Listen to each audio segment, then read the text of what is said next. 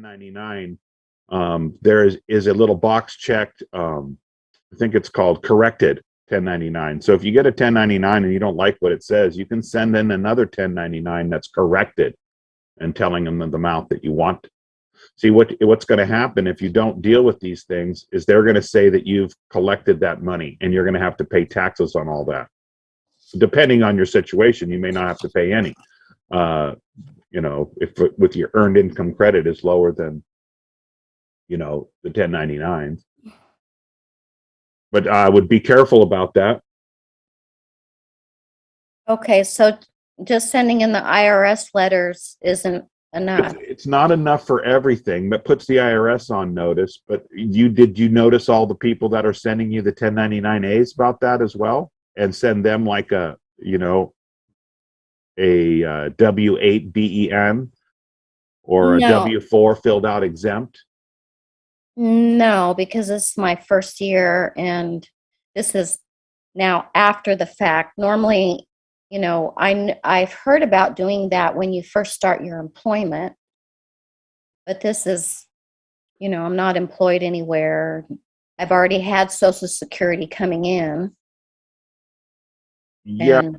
Okay, you're not employed anywhere, but your Social Security number has obviously been employed places, or those wouldn't have been sending you a 1099, right?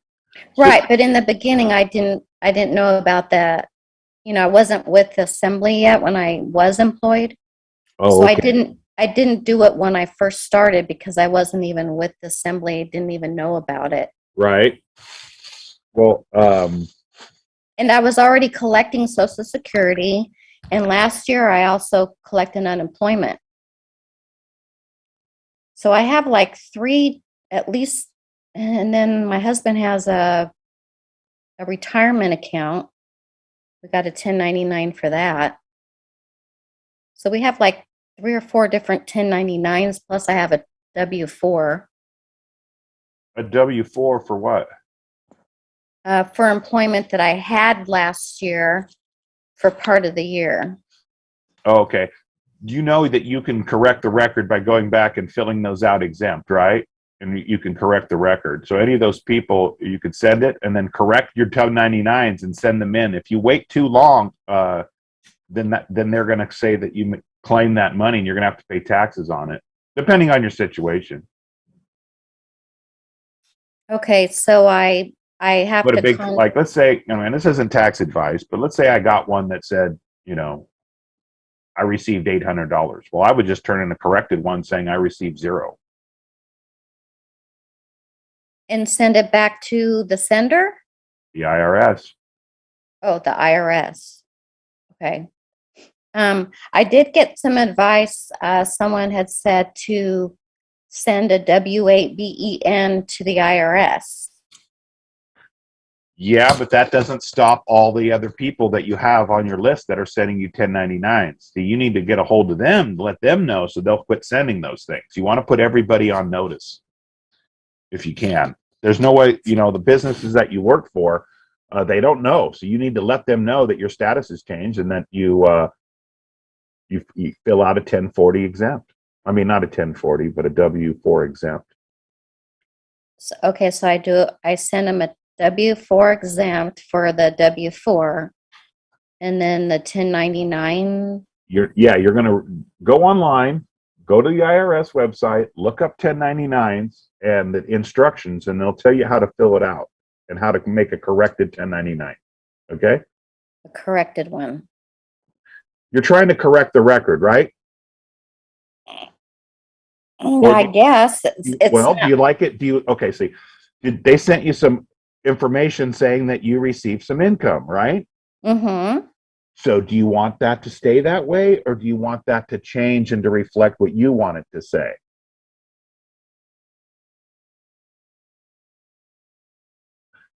Well, usually a 1099, James, a corrected when the box, I'm just saying usually because I worked doing taxes, but the 1099s will be sent to you by the employer, and they sometimes send you a corrected one. I have not heard about you. Yeah, you can do it. You can send a corrected one. I've done it. You mean send the IRS A corrected 1099, yeah. So would you take the current 1099 that the person is holding and correct it on the form, or just start a whole new 1099, check the box corrected, Correct. fill out the employer and their ID number. Correct. Okay. And you'd put your social in there. The social, not yours. You don't have one. I think the 1099 comes with your social on it, like a W-2, Nope, doesn't it? has a social. Okay. I don't know. I haven't looked at one. The yet. biggest problem is people think it's theirs. It's not theirs. Read the back. It says it's not yours. So when you're saying things are yours, you're saying that you own them. Therefore, you are putting yourself into the creditor-debtor relationship, into these statutes and codes. Remember, it's about jurisdiction. Words you use throws you into the jurisdiction that you're in. So you don't want to use words that are going to put you into a jurisdiction that you don't want to be in. So okay. Well, would it help to say I use the social, or it's the social, but never mine? Right. Okay. So would it help if you filed a UCC one correcting who the debtor and who the creditor is, just by using your two not going to be able to correct somebody else's UCC1 filing. The UCC1 filing is just saying that you have a security interest into something. That's it. It's not a lien. It's a notice of possible lien may exist. I know, but you're not using the other. You're not using the other parties on this particular UCC. You're using the debtor as the all cap name and the creditor as the lowercase name. You're just establishing that you control the debtor. You control the. Yeah, if you want to claim, if you're going to claim the straw man account name, is that what you're saying? Yeah. So yeah. You do that. With that, I don't know that that's going to help, because it's first in line, first in time. So whoever's got a filing before you, you come in after the fact, they're going to look at the date where the original filing was that's ahead of yours and take that. And just in my opinion. Okay, but they're still filing they're going to file the UCC form with your all caps name, because they don't know any better. They? Oh, whoever you're saying first in line, first in time is. Who's filing your name as a debtor? I have no idea. Well, I would imagine if someone filed a UCC with your name as the debtor, it's the all cap name they're filling in, especially because the forms are, you can. My question to you, Deborah, is why are you filing a UCC1? To establish the relationship between the all caps debtor name and the lowercase creditor name. Okay. That's definitely a situation you can do. That's one step, definitely one step that you can do, sure. But that is not the be-all, end-all. You just filing that's not going to change the record everywhere, unless put other people on notice. Yeah, I'm not saying it will. I'm just saying as part of some way this person can start the process of letting the government entities know that she knows who she is, and that those 1099s were written to the person, not the woman. I don't know. Yeah, that's correct. And also, Crystal, go ahead. Sorry, did we answer your question? I'm sorry, Crystal. Did James answer your question? I guess I'm not sure what I'm correcting. I'm correcting. So just the tax part. So have you done anything to correct your status? Do you know what that means, correcting your status? Because somebody told you to stop filing income tax, and which is a kind of an aggressive move if you don't know what you're doing. It can be, it can get you into trouble if you don't understand this. Yeah, I did 928. Okay. And I've sent in my IRS letters. I've had my birth certificate authenticated. Did you get anything back? From? You said you had your birth certificate, but you did something else right. You said something else right before that. The IRS. Oh, the IRS. Did you get any letter back from the IRS? Yes, I got one. It said, we need like 60 paperwork, days. we need more time, something like that, right? Yeah, we need 60 days to think about You don't need to do anything. Okay, look at that letter. Did it also come with a letter that said voucher and memo on it? That looks like a little voucher down at the bottom, and then halfway down the page, I think it says memo, and then the bottom it says voucher coupon, and I'll one have says to memo go. coupon. I'll have to go find it. I remember you talking about that before. Don't throw that paper away. Okay, that paper is really important. I've been getting that same letter every 60 days. I get another one that says we're still looking into it and we need another 60 days. It does not have a voucher So on you it. should have got one that has a coupon at the bottom of it that says payment coupon and one says memo coupon. That should have come with that letter. Nope. Okay. Yeah, I don't think it does. And can you explain what that's for? This is Cynthia. I'm new, and it'd be lovely to have some education and context. So why is that memo important from the IRS? Well, it means different things to different people. If you know who you are, you'd probably want to make a contact, send them a letter saying that you want to set up a meeting with them and sit down and have a talk with them. And on the upper right-hand corner is a address with a P.O. box number of 4 digits after it. So you're going to see a zip code with 4 digits. That's going to be where you're going to want to send your correspondence. And you're going to try to get I don't want to go too far into it, but the deal is you would definitely become friends with the IRS agent and make them your fiduciary. That's the whole point. Oh, got it. Okay, that's clear. I didn't know what the point was. So, okay, Yeah. that's clear. Remember, it's opposite land, right? You've heard that? Stand on your head, have a look around. That's what's going on. Yeah, everything you hear is the opposite. So the goal is to get the IRS to be responsible for your money, is what I'm hearing.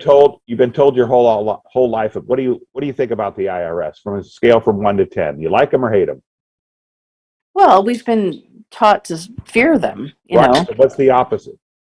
Well, you want to make them your friend. When I got audited, boy, I had a lot of fun with them. I just made them my best friend. No problem. We got through it. What I'm trying to say is that it's opposite land, and most people were taught to hate the IRS. But the thing is if you know who the IRS is, they're your best friend, and they're going to do the most amount of work for you and not charge you a penny. Yep. They're the best debt collectors on the planet. So if you have someone that owes you money, get the IRS involved. They'll take care of it for you. Oh. Uh-huh. Also, James, when I sent in my W8BEN, I filled it out as the beneficiary. That's okay. But who's the beneficiary? That was a trick question. Who's the beneficiary? Me. Nope. You can't be the beneficiary. How can you be the beneficiary? Actor. Maybe your Everyone wants to trust. claim that they're the beneficiary, but the Social Security card is the beneficiary. The trust. It's the beneficiary. You have the estate, then you have the trust, right? Mm-hmm. So the beneficiary is the trust. You might be the grantor, sometimes beneficiary, but the more common term would be the entitlement holder.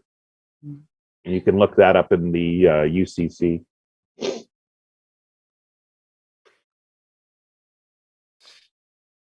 All right. Okay. With any questions about anything, feel free to raise your hands, or even when it's slow, go ahead and just speak up. It's open mic, question and answer. Okay, so lay it on us. We'll do our best to try to answer some of your questions. I know, so gal I was talking to in the very beginning from Windsor, I'd say I see Paula's on here. If you had any food questions, food storage questions, I know she's on here, probably be able to answer those for you. Welcome, DJ. Good to see you, DJ. Good to be here. I also did my IRS letters, and I got my second letter of 60 days. And I also got my Attorney General letter back too as well. You know, I waited a while after I papered up to do all this, because it's not about rushing into it. I mean, this is like Matt said, it's you have to get your feet on the ground and feel confident about who you are before you make this is a big move, and you know, and not that we don't have the power to do it, but it's when you're by yourself, you're by yourself. So DJ, But, did you get your letter back from the IRS that had a payment coupon on the bottom? I did not have that on there, James. In fact, that's the reason why I came on this call today, because I thought maybe you guys would answer it. Perfect timing, I'd say. But no, I did not get a coupon. They went through it was October 18th, and I just recently got my second letter, so it's been 60 days. And, and they're just basically saying, that, we're just trying to get everything. We have all that we need. No response from you is, required. However, if you decide you have any taxes due, you're welcome to reach out and pay us. And, they've got this little thing here, but, they're asking for a gift. Yeah, they sure are. And because their taxes are under Article 5, which is the state and gift taxes. Mm-hmm. They're definitely crawdadding here, which I think is interesting. But I'm holding back. I'm not doing anything. This last year I haven't worked, so. But when you reach a point when you're done, I'm toast. I'm cooked with this, and I'm not doing it anymore. So. Not doing what anymore? What do you mean? I'm not paying anymore. I'm done. I'm over. It's over. It's over for me. Okay. At 64, I'm done. I'm toast. They have enough money of mine, and so bring them on is what I say to me. Now I'm ready. So, the way I see it. What can they take? Well, what can you give them? Not a damn thing. Well, there's some things out there that once you I started out and started learning. I read The Creature from Jekyll Island, and that turned me on already. I've read that. Yeah, and that turned me on to the messed upness of it all. And then I started getting into it and studying and learning and taking leaps and bounds of my growth. And what I've discovered now is you want the IRS on your side, and you can go and have them collect all kinds of credits that you've had hanging out there your whole entire life. And you can have all those credits put into your Social Security account. And then your Social Security check will be huge compared to what it is now. So there is some things that you might do. But the reason that the IRS is willing to do that is because they get their cut of 13% for doing this. So, and what James is talking about is the loans, all the time that your credit has been accessed, it's in the millions and millions of dollars. Yeah. And the IRS will get 13% of that, and the other will go back into, into the credit side of your Social Security account. So that's when it becomes a win-win relationship. They're getting way more from you with that 13% on millions than they'll ever try and get out of you from this quote unquote income tax or whatever they want to try and claim that you may owe. Oh, I'm starting to get the point. And is this in partnership with, like, don't own anything, have your trust own everything, and something about being a sovereign person? And is this kind of where all this is going? There's many stages to disconnecting, and it's basically living in the private, and when you learn it's once you really learn beyond the getting the woman or man on the land. It's way beyond that. It's the exclusive jurisdiction of equity, and it's a lot of work and a lot of study to get there. But those that have gotten there and learn how to do it and be able to set up those relationships, those trust relationships with the IRS, and bet them as their fiduciary. Yeah, this can be a good thing, and the IRS will become potentially your best friend, and vice versa. Oh, lovely. Well, I would love some resources for that. And I totally agree about the credits. When I read about Social Security years ago, I said, I got to figure out how to increase my credits. There's money out there for me, was my intuitive hit. I didn't have any evidence to support it, but now I do. So this is great. Yeah. I got my I got the values on my CUSIPs pulled, and over $31 billion on my Social Security, and over $315 million on my Federal Reserve account. That's not even including my birth certificate and any other accounts. I'm about 60 years old. Yeah, I've counted mine too as well. So There's a lot. yeah, everybody's is very high. It's not ours. It's like James has said, you have to get rid of the pronouns and the way of thinking. It's the account that has the all caps name that looks like your name on it. It's not your account. It's the account, the Social Security account.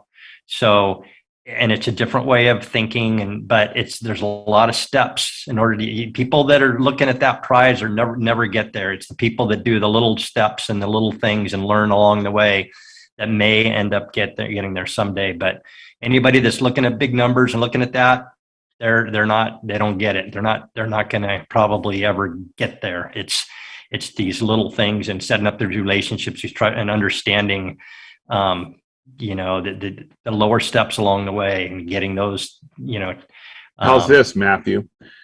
If you want to have money in a bank account and that's what you want to do, then this is not for you. If you want to get every single dollar out of your bank account and give it away and get rid of all of it and have zero, then it'll work for you. Yeah, that's exactly where I'm at. That's how this works. Yep. Yeah. They can't get anything. There's nothing there to get. I've been working on that for the last year. Right. I just wanted to be clear, my sharing. It's really hard to obtain that, and it takes a lot of work. And I will tell you this, you have to be spiritually in tune. You have to talk with your creator. If you do not believe in your creator and you not believe that will never, ever, ever, ever work for you. And I'll tell you why. Is you have 3 types of law: land, air, and water, the 3 different jurisdictions. So to get into the air jurisdiction, into equity, is pretty tough. And that's the ultimate goal. You want to get out of law land. You don't want to be in law. You don't want common law. Common law is barbaric and heathenistic. So is your Roman civil law. There's your statutes and codes. So you want to get into the equity law, which the Creator set His only begotten Son down here to die on the cross to zero the account and pay the debts. So if you don't believe in that, then you're never going to obtain salvation, if you will. Okay, Orlean, you have your hand up? Go ahead. Yes, I was wondering, when you have corrected your status, which is the goal here, are you essentially no longer eligible for Social Security because you're no longer on their rolls? Well, Orlean, you keep saying you and your and that. Your Social Security, the Social Security card, is always eligible. If you've paid into it, you get that back. You don't lose any of that. You've earned all that. So you won't lose any of your Social Security. But you're really no longer on the records as being a citizen of the United States, right? Well, you never could be. That's correct. You're not. States. Sorry. You can never You're be no longer a corporate citizen. Go ahead, James. Sorry about that. The Social Security number, you have to look at the Social Security number as a shadow that follows you around. And you're not the shadow, and you can never be the shadow. The shadow has all the benefits. The shadow knows. Yeah. Right? So if you want to say my shadow or the thing, you would, if it was your shadow, you wouldn't say that's me, right? You would never say you would never talk for the shadow and saying that it. So you need to change your thinking from you to it all goes to the shadow. And if you can separate that in your mind, it's super helpful. And another thing, Orlean, is that's all in the all caps. The all caps is corporate fiction. It is not you. Can't be you. You can still own it. You can still control it, but it's not you. Yeah, so that's the difference. Yeah, you got to start out with this stuff, and a good way to start out is you got to learn to read for the first time. And I don't want to be rude, but when you first start into this stuff, you'll get into these old dictionaries, Black's Laws. You'll start to discover that anything written in all uppercase is not English. And once you recognize that, and you know that anything written in all uppercase is not English, then you get it. You'll start going, oh, okay. That is for the dead, not for the living. That's for the shadow world. So if that helps, that's a real big tool to learn to read, figure out what jurisdiction in your head. By reading, you can tell what, if you're in land, air, water, and you can definitely tell if something's written in all capital letters, it's a fiction. Definitely a fiction. Does not exist. Well, how about the fact that as a man or woman or baby, we were never on the rolls? Something was created with our name on it to put that on the rolls, not us. That name's on the roll. You're What not name? on the roll. Your name that was created, your shadow name, your strawman name was created The to thing put with the straw man name in the names, okay, nomens and cognomens and then legises and these type of things, what they are is they're joining a fact with a fiction.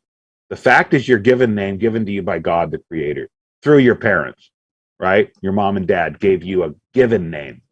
Now your last name is not given to you, right? It's your family's name, so it's not yours. It belongs to everybody, so therefore it's not a fact. It's not a given. So I got a phone call coming in here, folks. I'm going to mute. Yeah, well, I was saying the same thing. The name number created for you at birth was put on the roll, but that's not you. That's not you, the living, breathing, bleeding woman. That's not you on the rolls. So right, because you have the world of substance and the world of non-substance, right? Living, breathing has people, houses, trees. The fictional world doesn't have any of those things. That's the world of the all caps, the fictions. Debbie, but the problem is most people don't know that, don't understand that, and they identify and agree to be that all caps, unknown to the detriment of by doing that. So that's where the problem comes in. I understand. Yeah, I understand. So, I'm trying to explain to Orlean to separate herself into two different, it's two different entities or I'm sorry, my dogs are barking at dogs. Okay, I'm muting. I'm going to mute you. So Luann's got her hand up. Okay, let's go to Luann, and then I want to touch a little bit more on that. So go ahead, Luann. I'd like to talk about Medicare. I have not changed my jurisdiction. I'm still learning and showing up at any meeting that I can to learn more. But when I turned 65 and took Social Security, I was immediately put into Medicare Part A. Now, I had not planned on taking Medicare because I'm not interested in the type of medicine that they immediately, especially if you see with COVID, there's a protocol that you're immediately. We don't talk about it tonight, folks. No words about that. Leave all that stuff out. Any of those trigger words, if you will. Okay. Thanks for the reminder. I'm not thinking of it as a trigger word. Okay. So especially with this situation going on, I didn't want to use it. But once they put me on that Part A automatically, then the private insurance that I had became secondary and follows Medicare protocol. So I found myself in a situation I didn't want to be in. If with a change is it possible to get out of the Medicare? Does it have nothing to do with jurisdiction, or is there an avenue on that you could think of? Well, the Part A, I believe, is given to you. It's one of the benefits that you've earned. Type Part B, I believe, is the one you pay into. I mean, that you have to pay into, right? There's one you pay into that you contribute to, and there's one that the government funds completely. The one that funds completely, that would be in the welfare system. You would have to, if you didn't have corrected status, you could be on that side. You don't want to be there. You want to be on the other side. Well, if you want it, and like I said, I don't. Well, once you're on it, even though it's free, any other plan you have becomes secondary and follows Medicare protocols. Yep. So who you want to find? I'm not sure who runs Medicare. But if you wanted to find out who the president of that corporation is, and then contact them and tell them that you don't want their services, recontract out of it. See what you can do. Okay, and you think that's a possibility also without changing jurisdiction?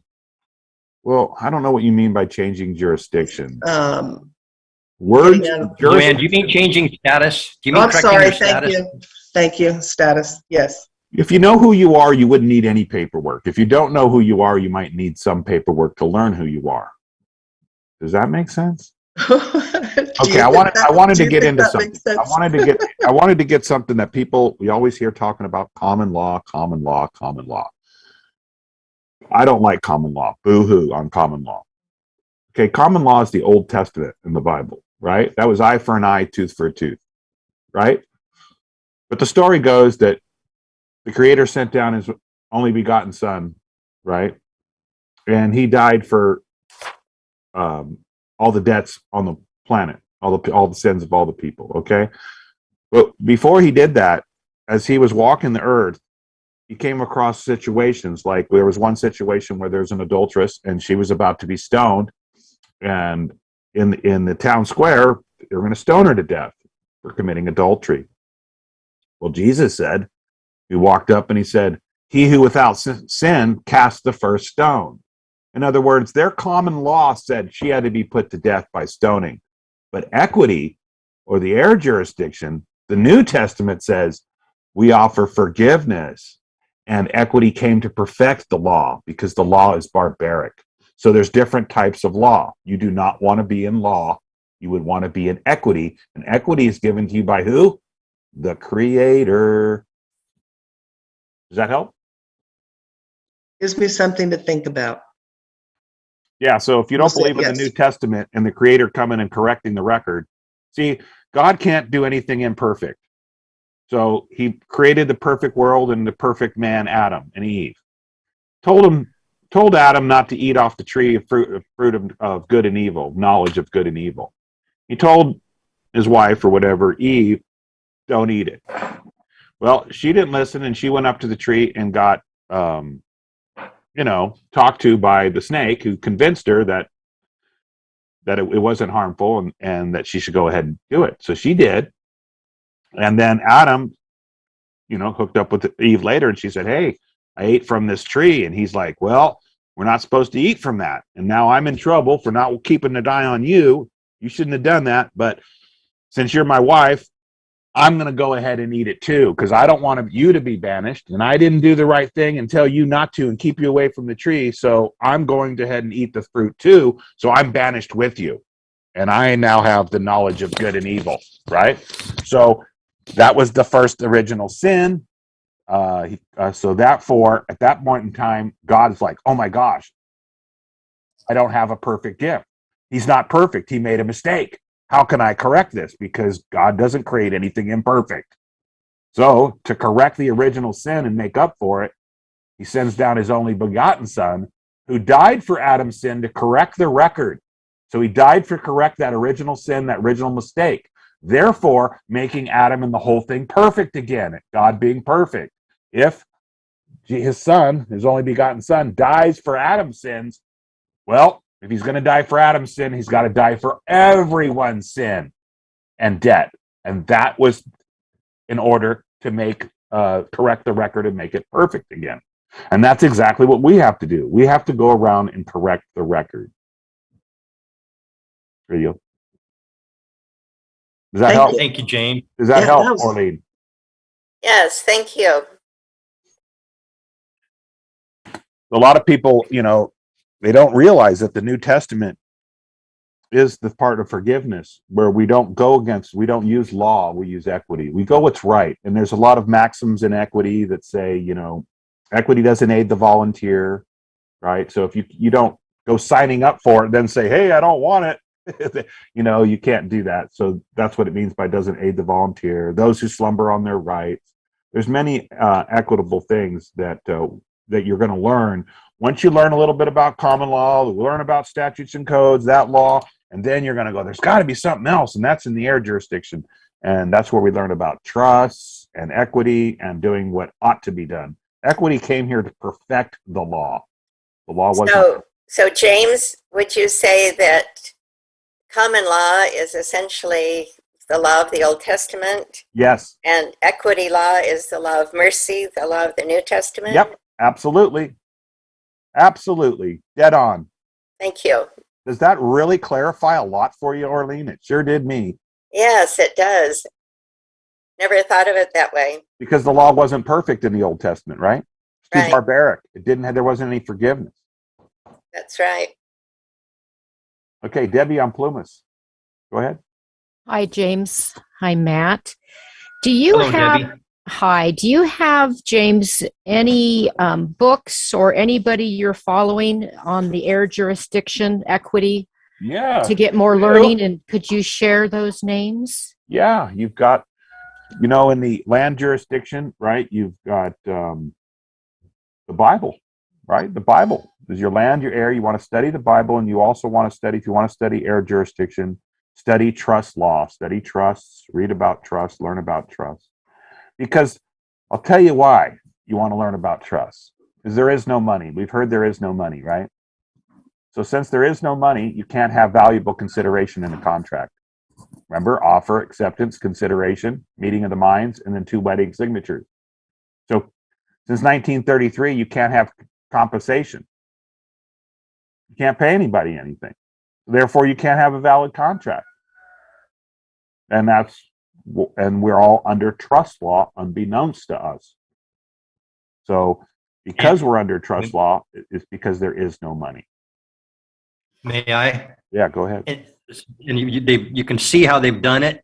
They've done it with our homes, taking our grant deed and given a deed of trust. So they've gotten in with everything, with our vehicles. So they've gotten themselves in, so we have to learn how to deal with these trust relationships. And, one of the things is acknowledgement and acceptance of the deed, something we were never taught. That finishes that. That can be a block to them doing a deed of trust if you acknowledge and accept your grant deed on your home. I was thinking about this today. We're talking about receipts, right? A receipt. Mm-hmm. Well, think about the ocean. The water comes up and then recedes, goes back. You have to give it back. Something comes in, you got to give it back. A receipt. So you give something, then you get something in return. A receipt. The receding sea line, right? The receipt to give back.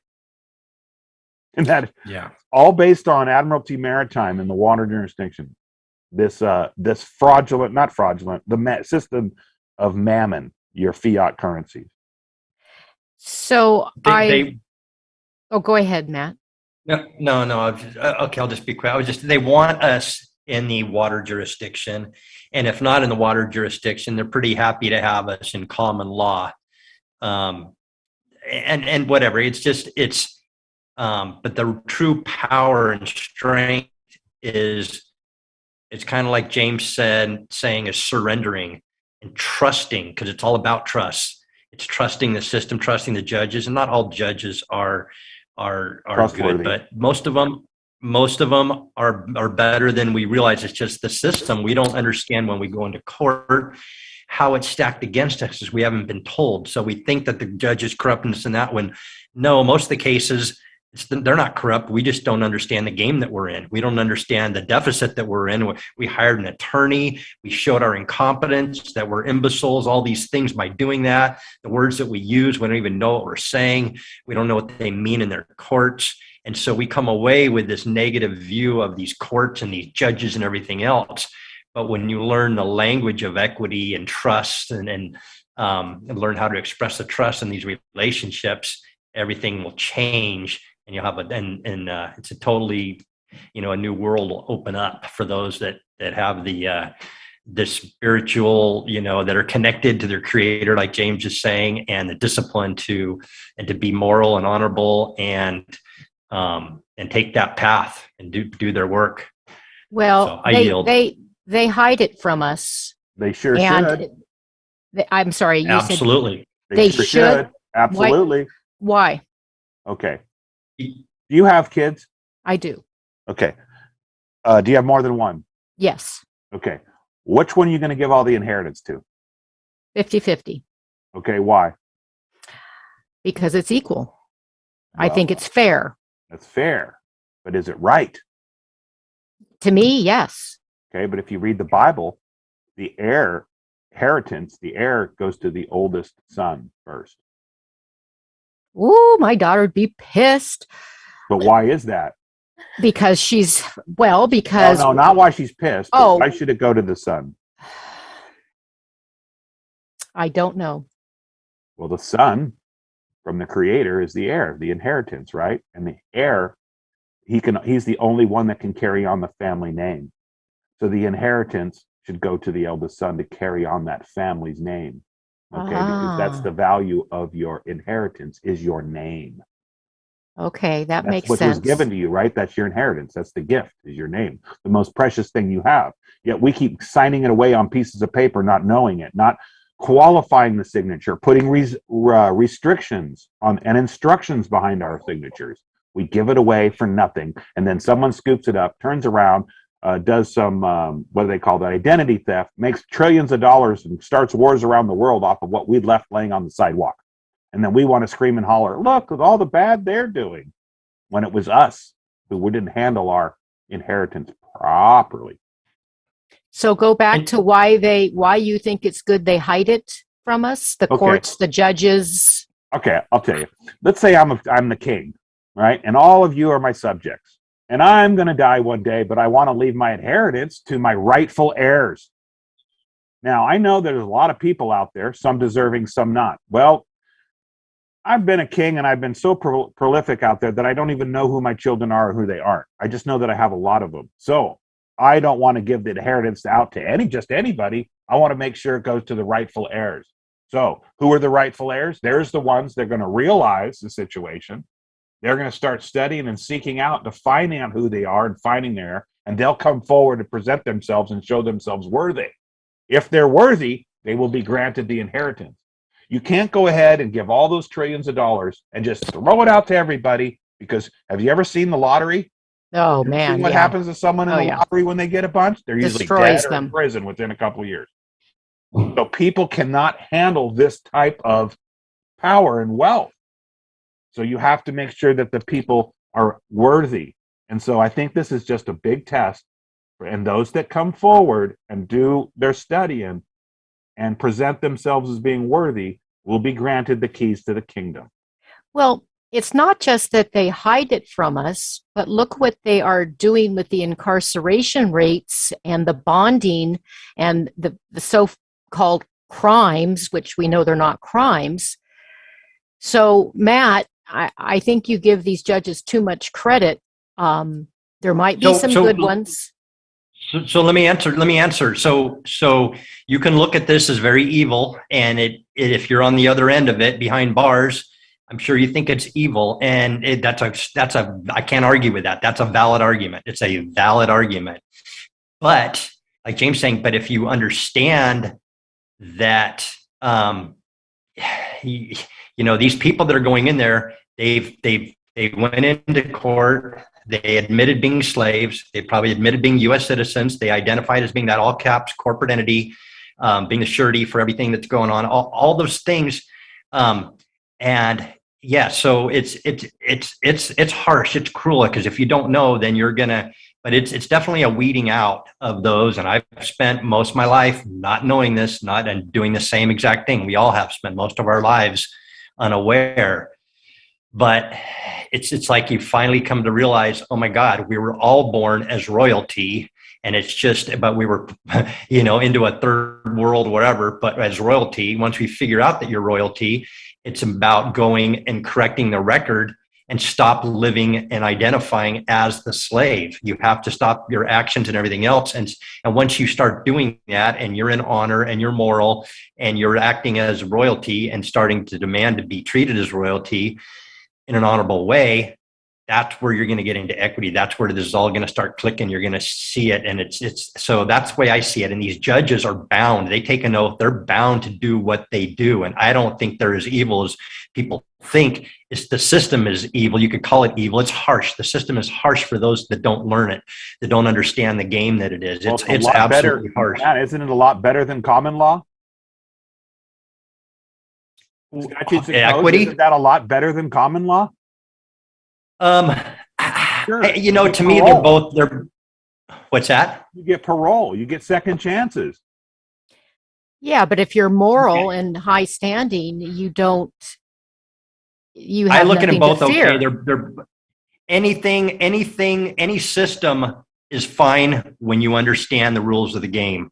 Any system you go into will be fine once you understand the rules. The problem is we were never taught the rules. That's the problem. I don't care if it's statutes and codes or, the water jurisdiction or common law. When you understand the rules, you're going to make decisions and actions based on the rules of the game. We were never taught the rules of the game.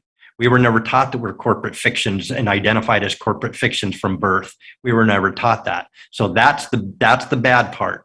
Good part is we've been taught it now. We've learned it. And it's like, oh my God, there's an out, there's a way out. And that's where the hard work comes and getting into equity and working our way there. But it's always been there. The Bible's always been there. The Bible tells you about all these things. The Bible is a law book, folks.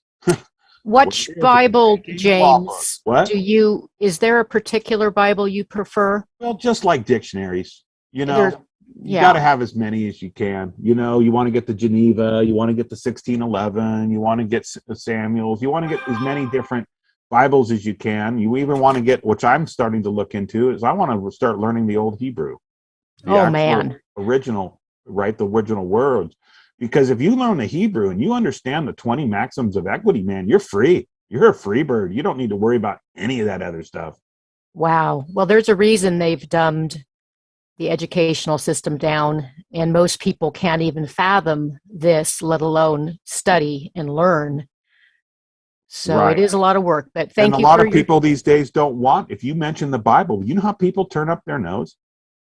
Yeah, it's crazy. And they're They've been conditioned. If I said, hey, that's a dictionary over there, you won't turn up your nose. Or that's a law book over there, you wouldn't turn up your nose. But if it says Bible, acronym for basic information before leaving Earth, right? Yeah. Yeah. Well, they've conditioned people, obviously, through Hollywood and for a long time. I think we need to quit saying they, and I think we need to quit using pronouns. And I think we need to start looking in the mirror and saying it's us, it's our fault. We're not learning, we're not studying, we're not living up to what's right. Yeah, well, we definitely allowed it, and that is on us. Yeah. Yep. And so the more I get into this, believe me, I got angry. I got pissed off. Oh, they did this. Oh, I want revenge. You go through all those emotions. Ever watch any Jordan Peterson? He'll tell you the same thing. You go through all those things. Yet, once you start figuring out what's going on, you're like, oh my gosh, I'm not mad at them. I'm mad at me. It's my fault. And I start seeing all the things that I've done wrong, right? When I gave my signature away for free, right? Without putting a restriction on it and letting things happen. It's my fault. That's how I look at it now. So what can I do to correct that record? You're doing it right now. Thank you. Trying. I yield. Okay. Yeah. Anybody else? Raise your hand. To raise your hand down at the bottom of the screen, you scroll your mouse down there and a menu bar will pop up where it says participants, chat, and you also have a thing called reactions. And if you click on the reactions, little hand, raise your hand, or just unmute yourself and go ahead and ask a question. It's open topic today. Oh, I would like to ask another question. So, do we discuss this every week, or is this kind of a special topic this week? I mean, I'd love to learn more, and happy to be in a study group or, learn from others. I just sent you an email. You can email me, and I can hook you up with a couple groups or whatever that go over similar stuff. So we have this Wednesday Zoom every week. Typically, we have guest speakers. Like next week, we have a guest speaker coming on from White Dove Global, kind of a health. Setting up health organizations around the country. That's what we're trying to do with that. But this week it was just James and I. We were open for anybody to bring up anything. And yeah, there's groups, there's Skype groups and Telegram groups that discuss this similar stuff that you can get connected with that are very helpful. And it's really a lot of self-study and figuring out, spending a lot of time listening to audios and videos and different people, and then getting connected with other like-minded people. So, yes. So, and please come here. We'll always have this, will lean towards this whole status. And, James and I are both really studying equity as much as we can right now and trying to learn as much about that as possible. So hopefully I answer your question, Cynthia. Absolutely, Matt. And I will email you. That's really helpful to understand that, because it's kind of like, perhaps like the Bible, it's like when you stumble upon something that vibrates an inner tone and you're like, oh, that's it. So that's the experience I'm having. It's like, oh yeah, that makes perfect sense. Equity and trust, and I'm a sovereign being, and well, not I, but that person is a sovereign being. So yeah, I'm glad to be here. And I've always had an issue with the pronoun stuff that's kind of swept the whole, at least Zoom community, a lot of the groups I'm in that are trying to be PC and, therapeutic. So I've had issue with that. It's rubbed me the wrong way for some reason. Think about that in your heart, you knew the pronoun thing is wrong. Yep. Okay. Now you're thinking, hopefully you go, wait a minute, why are they doing it? Yeah, exactly. Because they don't want you to know who you are. If you take on an identity other than a man or a woman, you don't have rights. Only men and women have rights. So if you want to call yourself a whatever, then guess what? You have no rights, and you don't accept it from your creator. So therefore, you're never going to be able to get into equity ever. If you don't care about the creator, right, you'll never be able to get into it. And so those people who say, I don't believe in God, I'm an atheist. Well, good luck to you. I don't know that you're ever going to be able to get access to your equity side of the account. Yeah. Because we've all had access to our trust accounts, folks. Every one of us. If you've ever had a credit card or bought a car on credit, you have used your trust account. You definitely have. Throughout your whole entire life. Because there is no money. That's the reality of it. We think there's money. It's all credits and debits. So like James said, all the credit, anything tied to your social security number, all those accounts, that's dipping into your credit. The millions of dollars that if you were actually to be able to see what's behind that all caps name, it's millions and millions of dollars and billions of dollars probably in each of ours. But it's not ours. You wouldn't want to deplete the account. If you were smart and you were a good trustee, trustees handle trust, right? They're supposed to make profit for the estate. So if you were a good trustee, you would pull money out of it or credits out of it to invest, to make more credits for the trust.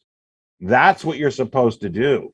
Okay. But you can't just go give somebody, this stuff and they'll just spend it all, ruin the economy, give it to people in their neighborhood that are going to go out and cause trouble, give some kid a Lamborghini that goes 200 miles an hour and he's going to go fly into the neighborhood and kill somebody. Well, who's at fault? The kid who drove the car or you for enabling it? So we have to be very careful about who we are and what we do. And that's why I believe that you really have to be connected with the spirituality of doing the right thing, being righteous, which means doing the right thing, being worthy. I mean, in other words, you're worthy, you're worth it to be able to, you can handle this stuff and you're not going to be crazy with it and do the wrong thing. Anyway, that's my thinking. Debbie on Plymouth, go ahead. Well, back to the Geneva Bible. I have the 1560 edition. Now, you mentioned the 1611? No, I was saying there's a Geneva Bible, and then there's the King James 1611 version is what I was referring to. Oh, okay, the King James. Okay, because I knew there were several Bibles out there. So what I do is go look at a passage in one of them, then go look at it in the other one, go look at another one, just like you would do in Black's Law and Bouvier's dictionary. How you're going to look up different words in different dictionaries and etymology and use discernment. Do the same thing with the Bible. Because the Bible's been translated so many different times, you're going to have to read and get discernment. And definitely ask your creator for discernment and inspiration, and it definitely will come. I guarantee it. Thank you. But you got to open with an open heart and really believe and have faith that it's true. That's what this is all based on, is faith. They're not going to tell you that this trust exists. It's faith. And if you take it upon faith, then it will work for you. And there's actually a saying that you could write on your documents, not saying that you have to or could or should or would, but it says done in good faith. And that's actually in Article 9 of Article 1 of the UCC code. So there's certain things that you're like, wow, it's in there. So if you don't think that the Bible is part of the system, you're gravely mistaken, because all the judges and magistrates, they all use it. That's the highest form of law. And it's not really law, it's equity. I'd like to see more hands coming up, folks. Get some questions. Ask anything you'd like, except if it has to do with, you know, the thing that's going around affecting everybody, you know, staying away from sharp, pointy objects, that thing. We don't talk about that. So. We just have to talk in code. Code. If there's no other hand up, I'm wondering, James, have you looked into the 1099-A? Oh, of course. Absolutely. Now, I can't get back on that Telegram group of Christopher's. I got kicked off. Why? It's kind of ironic. Were you mouthing off? No, I only learn. I only read. I don't comment. My dog, it was snowing. It was around Christmas, and I had to go plow some snow, and I left it on Telegram, and my dog jumped up to watch me out the window, and she stood on my keyboard, and they thought I was a bot. Oh. And I came back, and I just saw, it's a bot. And then they blocked me out. And poor Christopher, he tried like 3 times. He kept sending me links. And I said, finally, I need your admin. Your admin blocked me. But he's so busy. I don't want to bug him anymore. You know, you might try, I don't know if you have a different email, but you might try loading on with a different email, and you might be able to get right on in. So I would create another Telegram? I've got different, like a Proton Mail account. Just open yourself up a free Proton Mail account. I do have a Proton. Yeah, try that. Okay. I mean, it's a workaround. It's not, not ideal for you, but it's a workaround. I come up with solutions to problems. That's what I do. It's funny because I think I tried that and it just took me right back to the same thing. But I'll try it again. So thank you. But and don't give up. Thank you. I won't. But on that, has anybody? Well, number one, I ordered my 1099-As middle of December, and people were ordering hundreds at a time, and they depleted them. Yeah. I saw that too. That was selfish a bit. We're really selfish. Because who needs 200 of them? No, unless you're going to give them away to a bunch of people, you need 5. I ordered, I think, 5. But what's your question with the 1099? Since I can't get on the Telegram and follow, has there been any success with the dealerships? Well, I don't know. No. And I don't think so, because the people are going about it wrong. I mean, I read. I will go and read. Go ahead and go to the IRS website, click on forums, and download the instruction booklets and different things and read about all these different things. They'll tell you exactly how to fill them out and what they're there for. Now, you can use a 1099-A if you've already given them your information. In other words, if they've already taken the strawman account and they've already started activated it, then yeah, now a 1099 will work, but it won't work before then. That's just my thoughts. Well, you're not filing it. I mean, if we're just going to stick the dealership files it. If we're going with the dealership scenario, and I know that's not the only way, but that's what most people seemed before I got kicked out, they were focused on. So, and I know a lot of the dealerships didn't trust it. So you're saying, well, the dealers do use them, but there was a message, I believe there was a message sent out to all dealerships to not allow it to happen at this point in time, till it dies down. You cannot give the monkeys billions of dollars and send them out. They are going to ruin the system. You cannot do this. And you see on these calls, just with the 1099 documents, right? How greedy people were, how there was no self-control. So you see why you don't give the inheritance of the country away, the whole storehouse, to everybody? Yeah. My plow truck threw a rod on Christmas Day, so I really need a truck. And I'm not being selfish, but anyway, thank you for answering that. Just keep studying. I will tell you, study trust. Get every book you can on trust. Well, I ordered some books from David Robinson, and I just got them a couple days ago, so I've started. I didn't start with the trust ones, but, they're short and easy reads, so I'll get through that. Any other authors? I know you said the Bible. Yeah, the Bible talks nothing about banking, law, and trust. That's what it's all about. But besides that, and David Robinson, is there any other author? What's the guy's name? Gibson's or what was the one I'm just reading? A UCC. Yeah. Practice under Article 9 of the UCC. You've got Bogarts on trust. You've got Gibson's on trust. You've got Gilbert's on trust. Gibson's. Those are all great. And Gilbert. Okay. Study trust, study trust, study trust. Okay. Because that's what we're all operating on. So when you go into a courtroom, and we're all called creditors and debtors, right? Mhm. Well, if you want to get into the trust law side and get out of being a creditor and debtor, you have to learn trust, because that's what's going on. So you want to get Right. out of that trustee position and get into that grantor or beneficiary position. And so it just takes it can't come, you can't learn it fast, put it that way. It's one of those things that takes a long time to really learn and grasp. Well, yeah, and especially if your brain's full of all these other people, do this, don't do that, do this, no, do that. But I have been watching some old Gene Keating YouTube, and I find him very interesting. I'm sure You want the best thing to listen to, find Christian Walters. Oh, that's a new one, Christian Walters on YouTube, different places. Get anything you can about Christian Walters. Thank you. Perfect. That's gold. I've got my work cut gold. out for me. It is gold, pure gold. And once you know how to operate trust and be a good trustee, be a good beneficiary, you got to know all the roles. Right. Well, and you can have free. several roles. Anyway, I yield. Thank you. Remember, it says in Hosea 4:6 in the Bible, right?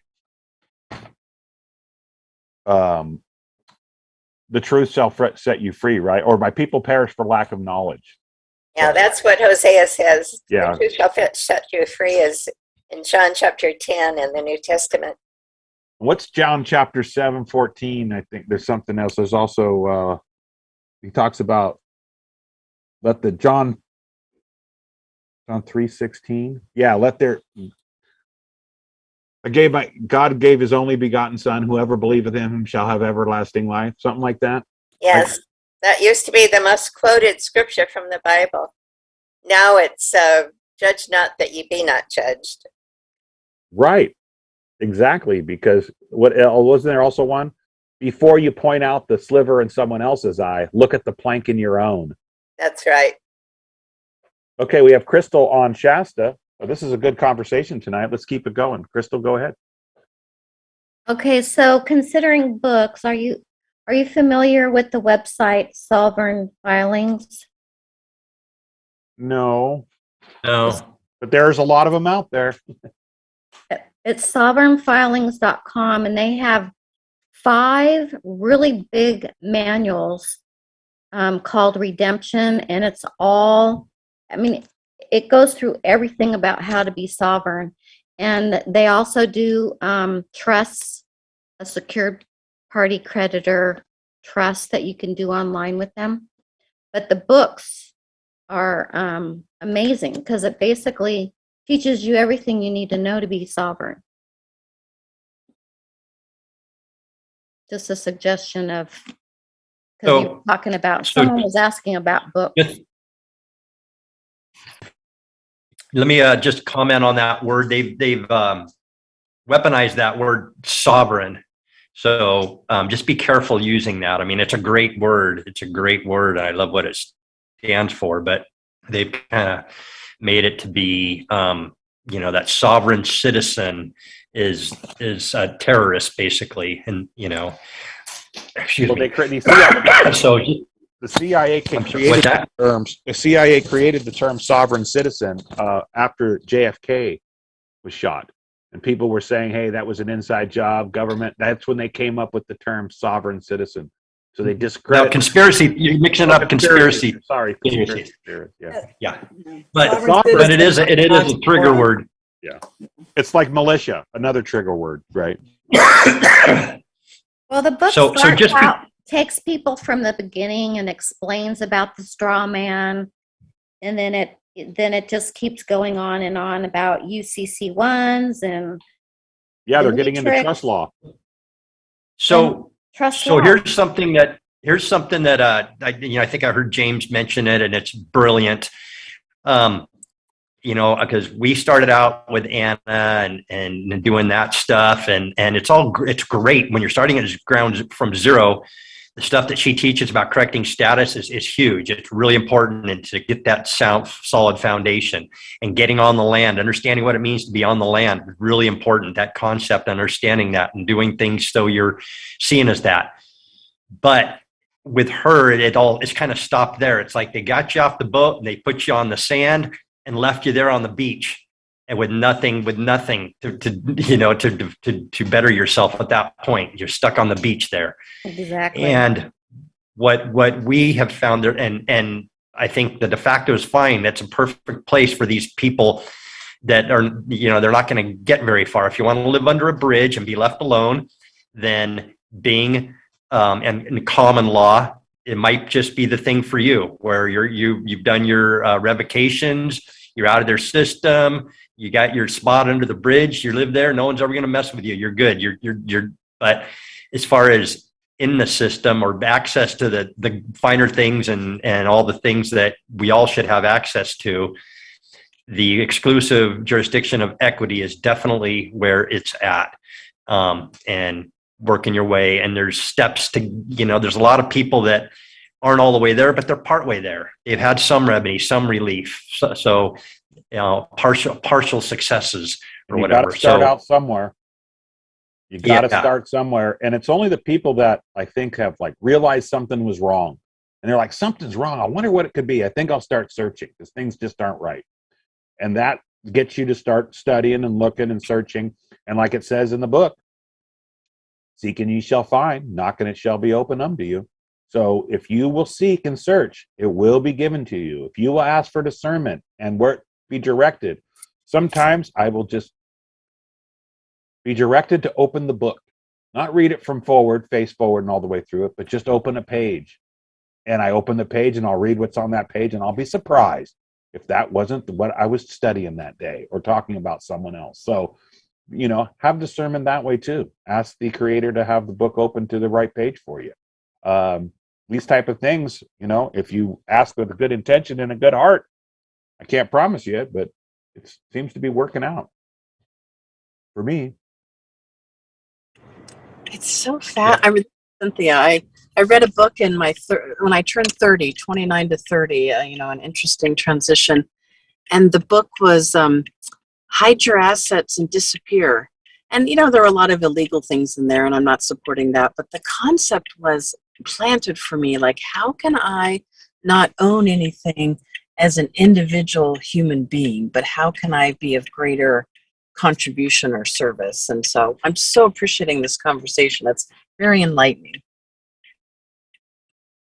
Great. Glad you're here, Cynthia. Yeah. And their plan is, the globalist plan is, we will all own nothing and be happy by 2030 or whatever, 2050. I'm not sure when exactly, but that's what they want. 2030. Okay. But when you think about it, when you're, in equity and you have your trust set up, I'm good with that. I don't need to own anything. I have the trust own everything, but I control everything. So you can own nothing and control everything. So anyways, that's when you realize we can't own it. God owns everything anyways.